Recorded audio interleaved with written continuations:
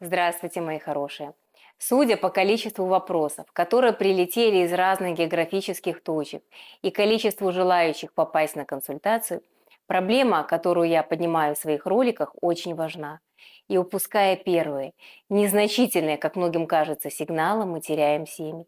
Хочу вас поблагодарить за ту обратную связь, которая очень важна для меня и говорит о том, что вокруг огромное количество людей, в семьях которых наступили сложные времена. Именно поэтому сегодняшний ролик я хотела бы посвятить первым серьезным претензиям жены. А именно, ты не развиваешься, ты должен измениться. Как все прекрасно начиналось. Помните? Дорогая, давай куда-нибудь сходим. Давай. А куда? Ну, с тобой хоть по магазинам. Она на него смотрит с восхищением и говорит: а я с тобой хоть на футбол.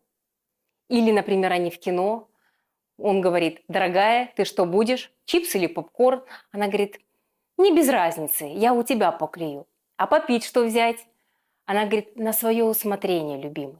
И так абсолютно во всем. Идеальная пара, совет да любовь. Добавить, казалось бы, нечего. И тут вдруг что-то происходит. Вот внезапно, прямо в один момент. Он говорит: дорогая, давай куда-нибудь сходим. Она на него говорит: опять в твое кино? Ну, не хочешь в кино, давай куда-нибудь в другое место. Дорогой муж, если ты меня любишь, то должен знать, куда позвать свою жену. И вот этими словами нередко заканчивается влюбленность. И начинается неизбежный этап утраты иллюзий, который называется разочарование идеалом через обыденность. И многие пары стараются не замечать этих мелочей, этих изменений. И они похожи на страуса, который засовывает голову в песок в надежде на то, что когда он ее оттуда достанет, то проблема решится сама собой. Так вот, мои хорошие, не решится. А напротив, ваша вчера еще такая милая, нежная, заботливая, любимая женушка вдруг превращается в постоянно недовольную, всегда раздраженную вашими предложениями, словами, привычками, действиями получужую женщину. И мужчины зачастую в силу своей, скажем так, природной скромности, выдержки, терпимости в отношениях с важной для него женщиной списывают эти изменения на магнитные бури, не с той ноги проснулась, проблемы на работе, в конце концов, на тот самый пресловутый ПМС. Но мы-то с вами знаем, что это не так. Вот, мы плавно подошли к сути сегодняшнего выпуска. Рано или поздно каждый мужчина сталкивается с первыми серьезными претензиями жены. Ты не развиваешься, ты должен измениться. Причина этого недовольства в том, что период слияния, влюбленности прошел. И мы начинаем видеть реального человека с его неидеальными привычками. И вот эти претензии жены, они разные на первый взгляд. Но у них одна суть – сделать мужа удобным и идеальным так, как это было раньше. Но это невозможно. Пришло неудобное время. Принять человека таким, какой он есть, а не таким, как он старался быть для нас все это время. Другими словами, наши иллюзии и мечты рушатся. Этот этап часто называют смерть мечты.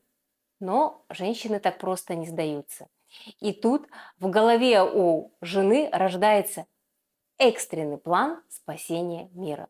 И будьте готовы к любому, скажем так, варианту спасения мужа от тлетворного влияния, охот, рыбалок, футболов и всего того, что, на мудрый взгляд вашей благоверной, мешает вам развиваться и, самое главное, приумножать семейное благосостояние. Кстати, сюда же относятся и претензии из категории: почему твоя мама всегда лезет в наши дела? Причем советы ее мамы всегда правильные, уместные и очень нужные. И исключая эти, как им кажется, преграды, и направляя энергию мужа в нужное русло, они начинают подсовывать какие-то книжки, видео о саморазвитии и, самое главное, как больше заработать денег. Но это еще не все. Другой пример. Муж и жена, скажем так, в легком кризисе. Каждый на своем диване, каждый в своем телефоне, уже так вторую неделю. Она смотрит на него взглядом человека, ищущего конфликта. Ты вот дома бы прибрался, пыль кругом. Он ей говорит, все убрано, посмотри. Она дальше на него смотрит, думает, к чему бы придраться. Говорит, что у тебя за штаны? Он щетина, как наждачка. И секса у нас уже 2 месяца не было. Он на нее подофигел, скажем так, смотрит и говорит, подожди, дорогая, секса у нас не поэтому не было. И штаны мои тут ни при чем, и щетина ни при чем. Ты бы на себя посмотрела, вон, губки бы накрасила, приоделась. Шкаф от белья ломится. Ты вообще для кого это все покупаешь?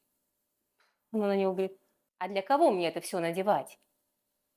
Ты посмотри на себя, ты же деградируешь. И вот этими словами женщина часто раскачивает мужа на какие-то подвиги, чтобы он, сломя голову, начал ее завоевывать и покорять. Так вот, если это происходит у вас в отношениях, то ни в коем случае, ни за какие пряники не надо, сломя голову, бежать и записываться на курсы тестировщика, подавать заявку на марафонский забег или восхождение на Эверест. Ни к чему хорошему это не приведет. А будет напоминать, скажем так, сказку, всем известную о коньке-горбунке, когда царь дает герою все новые и новые задания, не для того, чтобы он их выполнял, а для того, чтобы посмотреть, скажем так, предел прочности этого героя, насколько можно управлять человеком безнаказанно. Так вот, запомните самое главное. Ваша жена будет исследовать вас на предмет предела вашей прочности и готовности прогибаться ровно до тех пор, пока вы будете давать ей такую эмоциональную возможность. Как простой пример. Знакомится парень с девушкой. Он программист, она фрилансер, молодые, все прекрасно, секс, вот живи и радуйся.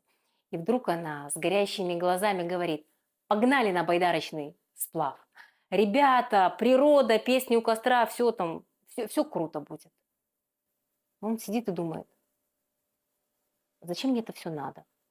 Комары, 2 недели без нормального интернета. Он не хочет туда ехать.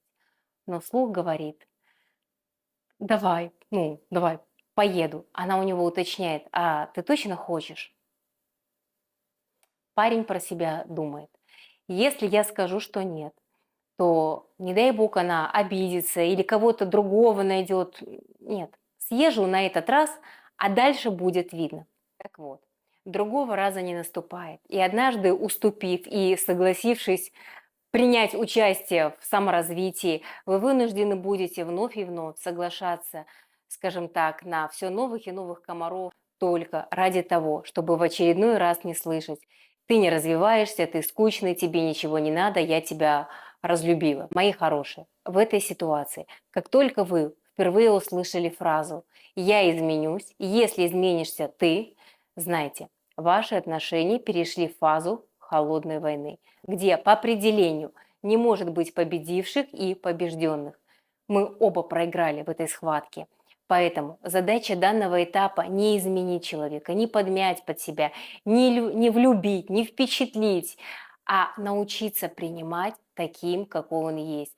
Это есть, когда мы перерастаем наши юношеские мечты, идеализацию и учимся принимать человека таким, какой он есть. Это значит, что пара успешно преодолела кризис 3 лет, и у них все будет замечательно. Ну а с вами была я, семейный психолог-примиритель Светлана Белькевич.